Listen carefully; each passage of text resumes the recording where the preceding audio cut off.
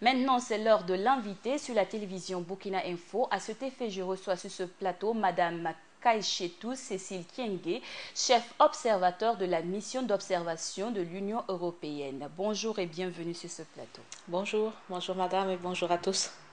Un plaisir de vous recevoir sur ce plateau. Alors, il y a de cela plus de 2 mois que les élections du 29 novembre ont pris fin. Vous avez déployé des observateurs sur le terrain pour rendre compte de la réalité des élections. Alors, dites-nous, quelle appréciation générale faites-vous? Oui, et justement, aujourd'hui, on a présenté notre rapport final avec les recommandations qui sont le fruit du travail qu'on a fait sur le terrain depuis le 5 septembre jusqu'au 29 septembre. Je rappelle que notre mission d'observation, c'est la mission d'observation de l'Union européenne, est une mission qui a des observateurs de long terme et des observateurs à court terme. Donc, on a observé le début, la campagne électorale, le scrutin, mais aussi le poste. Donc, les 20 recommandations qui ont été présentées aujourd'hui regardent beaucoup de secteurs. Le premier, c'était le secteur, le cadre juridique, le financement des partis politiques, mais aussi pour ce qui concerne la campagne électorale, l'administration électorale, l'administration territoriale, la participation des femmes, pas seulement au processus électoral, mais aussi dans l'administration électorale. Donc, on a essayé un peu de donner notre point de vue sur le rôle des médias aussi, sur tout ça, en précisant une chose, c'est maintenant que le travail commence, puisque ces recommandations ont été faites à travers un travail commun avec les acteurs qui sont directement impliqués dans le processus électoral. Je pourrais citer par exemple quelques recommandations qui sont les plus importantes. Avant de revenir sur les recommandations, oui. Quelles sont les insuffisances que vous avez pu constater dans l'organisation même des élections? Oui, puisque ça fait partie justement du travail et des recommandations. La première, c'est le fait qu'il faut essayer de faire des réformes pour ce qui concerne le code électoral, et c'est-à-dire il faut combler les vides et les ambiguïtés juridiques qui concernent justement le code électoral. Par là, par exemple, il faudrait être précis sur le rôle de la CENI et le rôle du Conseil constitutionnel, c'est-à-dire d'un côté, la CENI doit avoir la liberté de pouvoir faire la comptabilité, de pouvoir faire l'inscription aussi des candidats, d'être dépolitisés. Et d'un autre côté, le Conseil constitutionnel doit garder son rôle de juge du contentieux. Donc, d'un autre côté, il y a un autre point qui, à mon avis, qui est assez urgent, c'est le fait de pouvoir regarder l'accès et surtout la distribution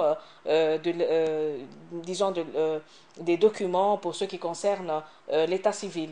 Puisque si on veut arriver d'ici aux prochaines élections... un ralentissement dans la délivrance des actes d'état civil. Exactement, puisque tout ça, c'est dû aussi au fait que notre recommandation, c'est le fait de renforcer la capacité, les compétences, mais aussi du point de vue des instruments, de donner plus de ressources aussi sur l'administration territoriale. On en a discuté bien en profondeur sur ça avec le ministre de l'administration territoriale pour ce qui concernait ce point-là, puisque si on doit arriver d'ici aux prochaines élections avec un nouveau fichier, il faudrait en amont qu'on puisse avoir un recensement, qu'on puisse avoir un accès simplifié et gratuit aussi pour ce qui concerne les actes de l'état civil. Or, ça n'a pas été la même chose pour ce qui concerne les jeunes, les femmes. Il y a des manquements dans ce secteur, donc il faudrait en quelque sorte qu'on puisse renforcer ce secteur.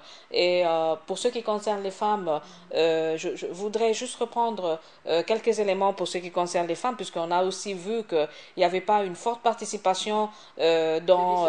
au niveau de l'Assemblée nationale en termes de Exactement. sièges. Oui, en termes de sièges, mais aussi pour ce qui concerne aussi la distribution, la participation dans l'administration même, dans la CENI. Donc, il y a des pourcentages sur lesquels on a quand même vu qu'il y a une très faible participation. Il faut déjà commencer dès la base pour arriver jusqu'à la parité hommes et femmes, pour arriver à une distribution, comme vous l'avez bien rappelé, qui peut arriver, qui doit dépasser normalement le pourcentage 6-9% situation qui est vraiment très faible pour ce qui concerne la représentation des femmes. Donc, une recommandation pour une forte implication aussi dans ce secteur. En termes de positionnement des femmes au niveau des listes électorales, puisqu'il s'agit de ce problème-là, qu'est-ce que vous recommandez en général au niveau des partis politiques même?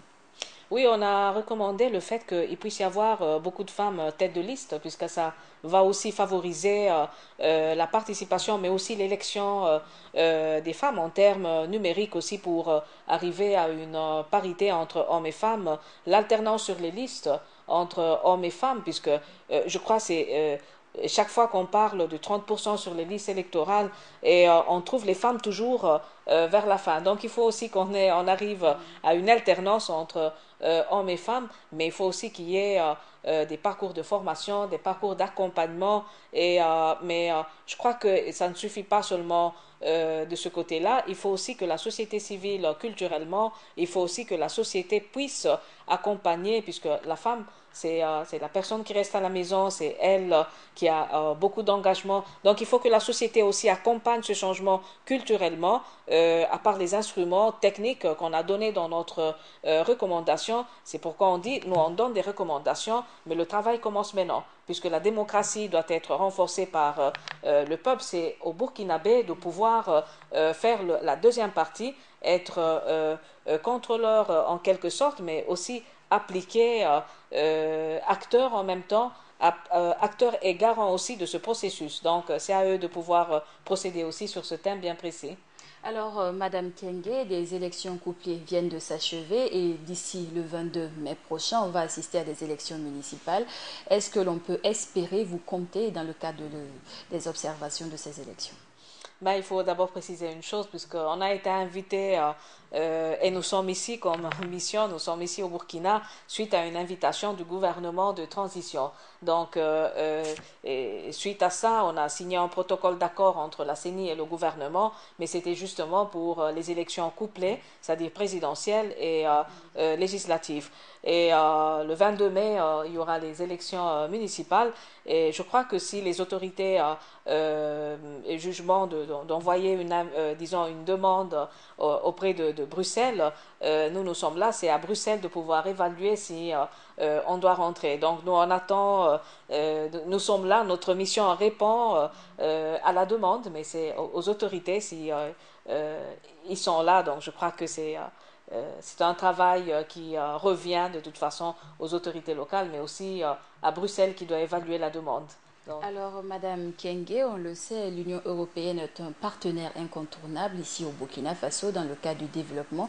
Sur quel type de volet d'accompagnement doit-on vous attendre pour cette année 2016?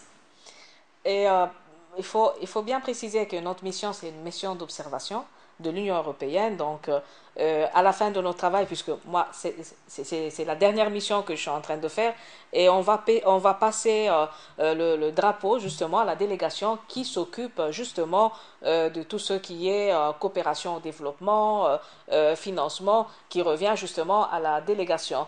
Donc, les priorités ne sont pas fixées avec la chef de mission, mais c'est justement avec l'Union européenne, avec la délégation qui vont accompagner tout ça. Mais ce que j'aimerais insister, sur les points sur lesquels j'aimerais insister, c'est le fait que les 20 recommandations ont été faites ensemble avec les acteurs directement impliqués. Nous sommes ici, ça fait 4-5 jours. On a partagé ce document avec le président de la République, avec le Premier ministre, avec le ministre de l'administration territoriale, avec le ministre des Affaires étrangères, mais aussi avec le président de l'Assemblée. Et tous ont démontré, et je tiens vraiment à remercier les institutions pour cette sensibilité, ont démontré vraiment leur engagement et leur ouverture envers ce document. Bon, je ne terminerai pas sans vous donner, madame, le document duquel nous sommes en train de parler, puisque c'est ce rapport qui, justement, comme vous voyez, c'est un peu notre héritage. Donc, c'est un peu, pour moi, c'est un peu triste d'être ici et puis de parler de la dernière mission. Mais je reviendrai dans deux ans et demi, justement, puisque la délégation va faire un suivi. Mais dans 2 ans et demi, je vais rentrer pour une mission d'évaluation. Donc ça, c'est notre héritage, mais je vous le remets puisque... Un héritage que l'on va tous exploiter pour Exactement. les élections à venir ici au Burkina. Pour finir cet entretien, juste une petite question qui est en rapport avec le drame qui est survenu le 15 janvier dernier. On le sait, beaucoup de ressortissants de l'Union européenne ont perdu la vie. Alors, votre sentiment à ce jour?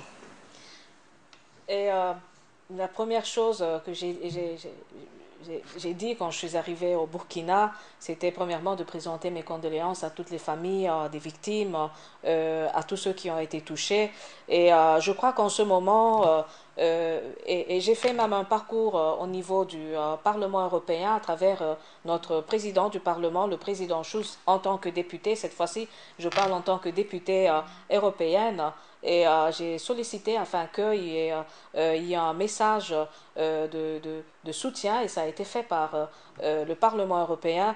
Et je crois que c'est important, puisque le point sur lequel j'ai insisté, c'est le fait qu'on puisse soutenir les institutions qui sont nouvellement élues, puisqu'on doit renforcer la sécurité, on doit les appuyer dans ce parcours de réforme. Et là, je parle en tant que députée, et je crois que mon attention est en tant que vice-présidente des ACP, Afrique, Caraïbes, Pacifique, et je crois qu'on doit être tous derrière le Burkina et pour essayer de combattre ce fléau qui est le terrorisme, qui ne touche pas seulement le Burkina, mais qui touche tout le monde. Donc par là aussi, toutes les personnes et tous les pays qui, en quelque sorte, ont été touchés. Merci beaucoup, merci d'être venu sur ce plateau. Merci à vous. C'est tout pour cet entretien avec Madame Cécile Kaïchetou Kienge, chef observateur de la mission d'observation électorale de l'Union européenne au Burkina Faso. Entretien qui met fin au journal du 13h sur la chaîne Burkina Info. À tous ceux qui nous ont suivis dans la ville de Ouagadougou et partout ailleurs dans les 45 provinces du Burkina, Wena Kondbeo.